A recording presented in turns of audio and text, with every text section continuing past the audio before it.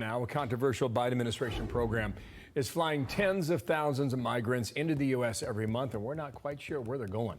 Alexis McAdams joins us with that part of the story today. Alexis, good morning. Bill, good morning. This is a wild story a lot of people are talking about. It's not just migrants, as we talk about, flooding into the United States on foot pretty much every day, but they're also arriving at airports across the country. And the Biden administration has flown more than 350,000 migrants into the country using a controversial program to grant them humanitarian parole.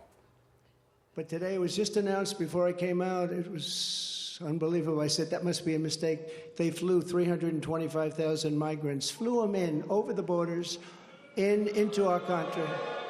And as a hot topic on the campaign trail, Customs and Border Patrol data showing that 357,000 migrants have been flown into the U.S. from Cuba, Haiti, Nicaragua, and Venezuela. That's just through the end of January. It's all part of a special program called the CHNV Parole Program that grants migrants 2 years of humanitarian parole. So the CBP denied a FOIA request to name the airports where the migrants arrived. That was filed by the Center for Immigration Studies. They told them, in part, if disclosed, it would reveal operational vulnerabilities that could be exploited by bad actors. So no answer on where these people were going. While we see massive groups of migrants crossing illegally at the southern border every day, the migrants in this CHNV program are able to apply for asylum. How? Well, they use a cell phone app to do it. There are strict eligibility requirements, though, for this program, including having a supporter in the United States, undergoing security vetting, and then once the 2 years are up, they must apply for renewal or leave the country. So we'll see how that plays out. Republicans arguing that the migrants using Biden's parole program will end up staying here illegally,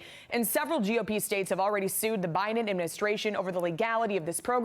We're still waiting on a ruling on that.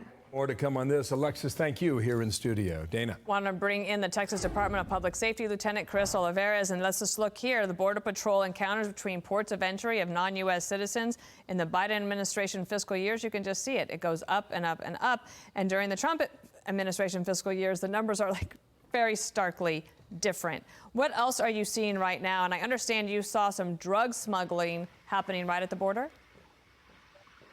Right, Dana. So good morning. Of course, great to be with you. And of course, talking about these flights, there's a lot of unanswered questions. Of course, this has been happening for the last 3 years. I believe, Fox News actually broke that news when there were secret flights at the dead of night that were being transporting illegal immigrants throughout the country. And of course, this has been going on, not just, flying and busing illegal immigrants into the country, but of course, there was a lot of criticism when Governor Abbott started busing illegal immigrants to these sanctuary cities. But one thing it did do was it shed light on the problem, and it forced the issue. It forced some of these governors, some of these mayors in these sanctuary cities to actually talk about the issue, actually force the federal government to actually do something. So a lot of unanswered questions as far as who's coming into the country on these flights. But of course, we talk about the public safety, national security threats, the drugs, the criminals, suspected terrorists. I mean, that is still happening. That is a reality of the current situation on the border. We've been experiencing it for the last 3 years. And still right now, today, those are some of the issues that we're still facing in Texas. Tell me about some of these pictures that you had about drug smugglers there at the border.